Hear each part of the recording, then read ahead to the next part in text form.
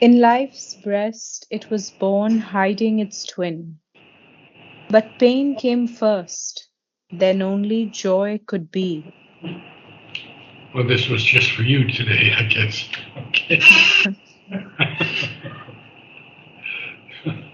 So we see that joy can only come after pain.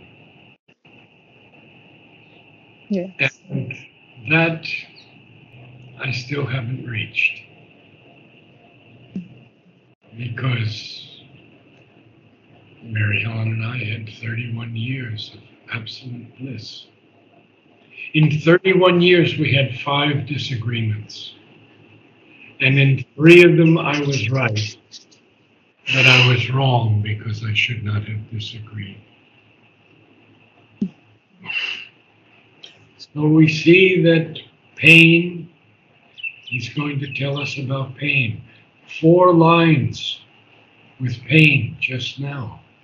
Incredible. 4 lines he's going to tell us. Pain ploughed the first hard ground of the world drowse.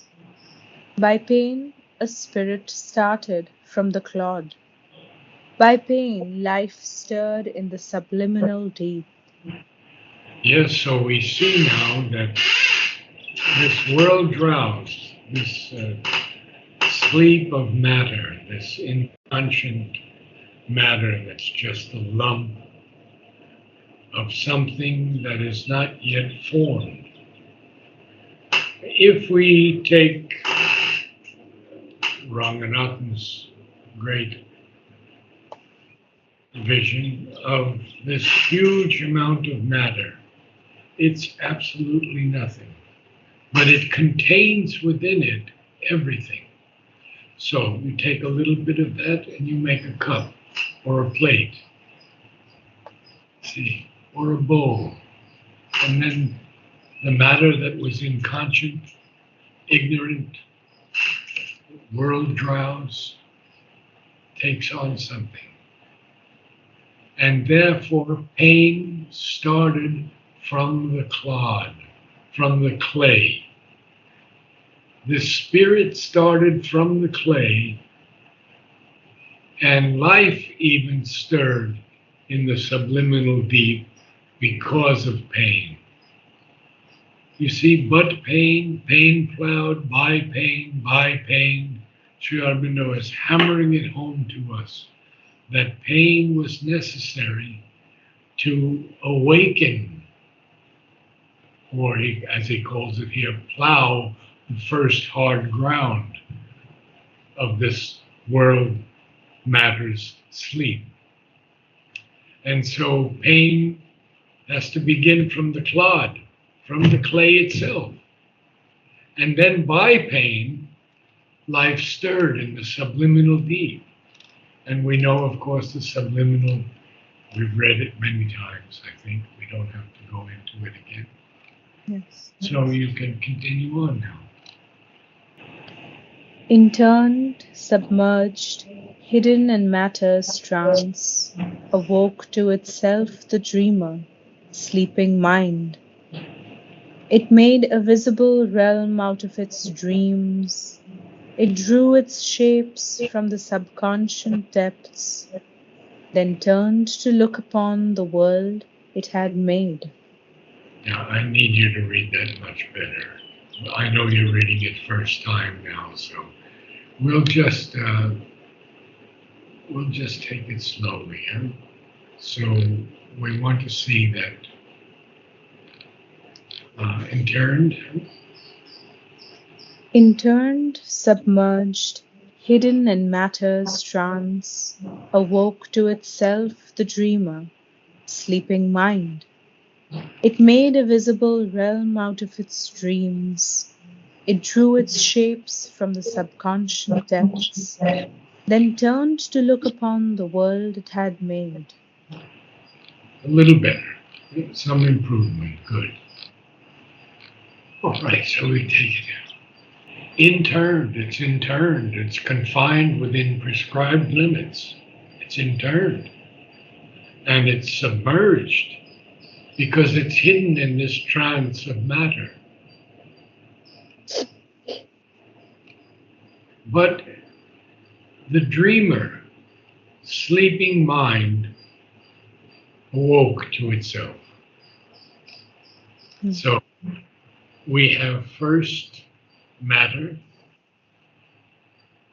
or body, life, and mind. That's the first group, the lowest group. And there's no true knowledge there, as we've talked about previously.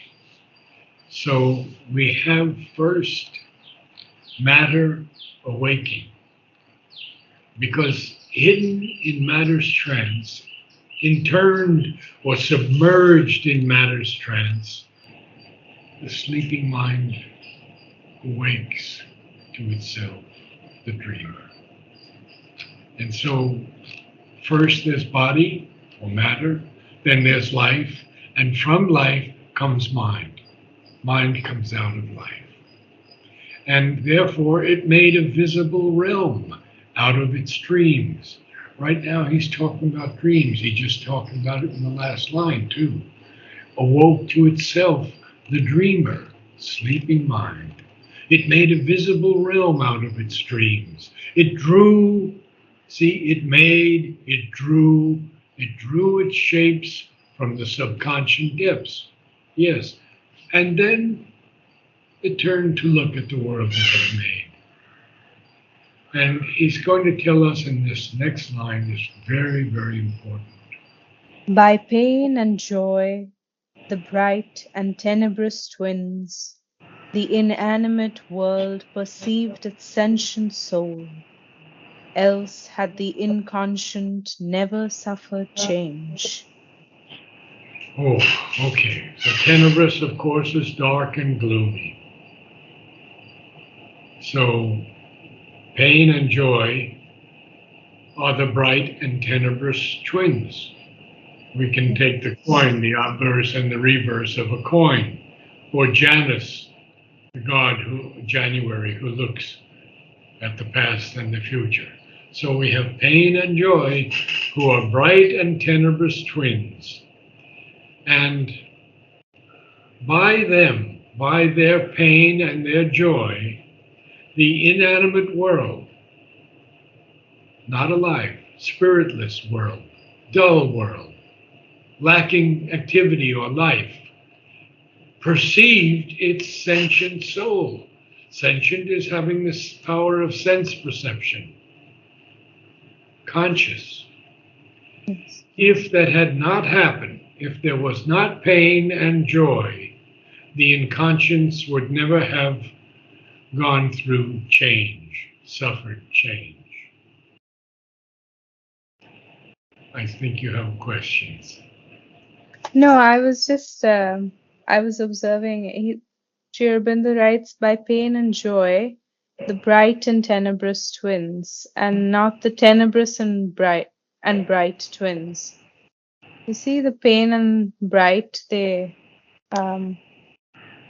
instead of, how to explain it? Pain and joy, and then he says bright and tenebrous. Yeah, Then well, he starts. So pain, tenebrous, bright is joy. Yes, the pain is sort of linked with the bright and bright and joy with tenebrous. I don't know if is it for the. No, I think it's the I other am. way. Joy is with bright, pain is tenebrous. Yes. But this is poetry. Yes. And the poet can put whatever he feels. Yes. Okay. So through that, the inanimate world perceived its sentient soul. If that had not happened, if there was not pain and joy, and he's talked about pain so many times just previously, if there was not this, the inconscient, which Sri would never have suffered change. He says in Letters on Savitri, the inconscient and the ignorance may be mere empty abstractions and can be dismissed as irrelevant jargon if one has not come in collision with them or plunged into their dark and bottomless reality. But to me, they are realities, concrete powers whose resistance is present everywhere and at all times in its tremendous and boundless mass. And we see that he has been through it because he's experienced it. He has gone through that dark and bottomless reality. And he's telling us that in this book too. He tells us very much in book 2. But now we're seeing it in book 6, the book of fate, because he wants to, all through Savitri, Sanjana, he's telling us many times almost the same thing in different words. So somehow we can get a grasp on it. Pain is the hammer of the gods to break a dead resistance in the mortal's heart, his slow inertia as of living stone. If the heart were not forced to want and weep, his soul would have lain down content, at ease, and never thought to exceed the human start, and never learned to climb towards the sun. Remain young, never stop striving towards perfection. And so now we see that pain is the hammer of the gods. Break a dead resistance in our heart. And if the heart were not forced to want and weep, his soul would have lain down content at ease. Why do anything? Why just not be tamasic? And never thought to exceed the human start, and never learn to climb towards the sun.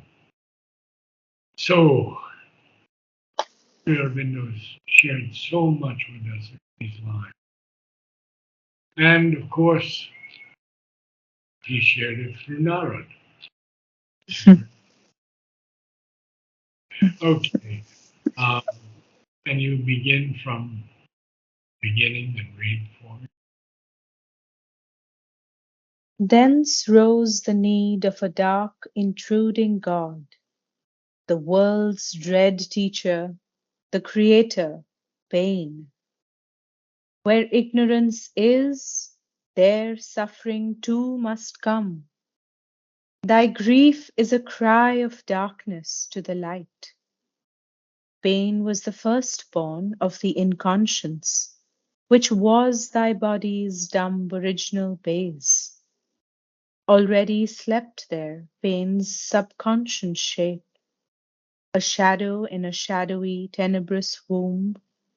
Till life shall move, it waits to wake and be. In one call with joy came forth the dreadful power. In life's breast it was born hiding its twin. But pain came first, then only joy could be. Pain ploughed the first hard ground of the world drowse. By pain a spirit started from the clod. By pain life stirred in the subliminal deep.